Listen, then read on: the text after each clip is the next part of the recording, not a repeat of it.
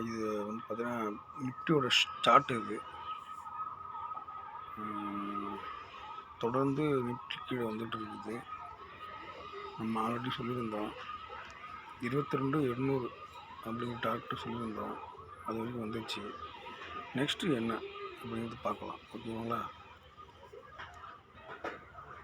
Next வந்து பார்த்திங்க அப்படின்னா இது வரைக்கும் வரும் அப்படின்னு பார்த்தீங்கன்னா மார்க்கெட்டு செல்லில் தான் இருக்குது. இங்கேருந்து திரும்புமா அப்படின்னு சொல்லி எல்லோருமே எதிர்பார்க்குறாங்க. கண்டிப்பாக வாய்ப்பு கம்மி தான். நெக்ஸ்ட்டு பார்த்தீங்க அப்படின்னா உங்களுக்கு ஒரு டார்கெட்டை காட்டுறேன். அதை வந்து நீங்கள் குறித்து வச்சுக்கிங்க. இப்போ நம்ம அடுத்த டார்கெட் வந்து பார்த்திங்கன்னா இப்போ 21,281 அப்படிங்கிற நம்பர் இருக்குது பார்த்தீங்களா? இதுதான் 21,281 இது இருக்குது பாருங்கள். அது வரைக்கும் வர்றதுக்கு வாய்ப்பு அதிகமாக இருக்குது.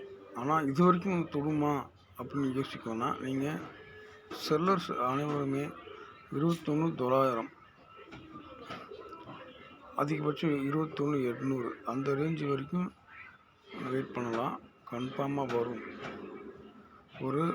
எப்போ வரும் அப்படின்னா அது ஆக்சுவலாக நீங்கள் தொடர்ந்து செல்லு வச்சுருக்கீங்க அவங்க வேறு. டெய்லியும் வந்து ஆப்ஷனில் டெய்லியும் ட்ரேடிங் பண்ணுறவங்க, ஃப்யூச்சரில் ட்ரேடிங் பண்ணுறவங்க அனைவருமே வந்து பார்த்தீங்க அப்படின்னா செல் கிடைச்சா மட்டும் யூஸ் பண்ணுங்கள். செல்லு என்ட்ரி எப்போ வரலாம் கிடைக்குதோ அப்போ மட்டும் என்ட்ரி போடுங்க. பை என்ட்ரி எடுக்காதீங்க. இது வரைக்கும் கன்ஃபார்மாக நீங்கள் வெயிட் பண்ணலாம். 21,800 பார்த்தீங்களா? அது வரைக்கும் வெயிட் பண்ணலாம். ஆனால் இது வரைக்கும் வந்து தொட்டு பார்த்து போகிறதுக்கு வாய்ப்பு அதிகம். இருந்தாலும் இது உடையாது. இது ரொம்ப ஸ்ட்ராங்கு. இது உடைஞ்சதுன்னா ரொம்ப மார்க்கெட்டு வந்து பார்த்திங்க அப்படின்னா ரொம்ப ஃபால் ஆகிடும். ஆனால் அதனால் அது மேக்ஸிமம் விட மாட்டாங்க. அதுக்கு உடையாதுன்னு நினைக்கிறேன். நெக்ஸ்ட்டு இது வரைக்கும் வெயிட் பண்ணி புக் பண்ணுங்கள். இதை சார்ந்த அனைத்து ஷேர்ஸுமே கீழே வரும். நல்ல ரேட்டு கிடைக்கும், கம்மியான ரேட்டு கிடைக்கும். வாங்குறவங்க வாங்கிக்கோங்க வெயிட் பண்ணி. பை என்ட்ரி தற்போதைக்கு வேண்டாம்னு நினைக்கிறேன். ஓகேங்களா? தேங்க்யூ.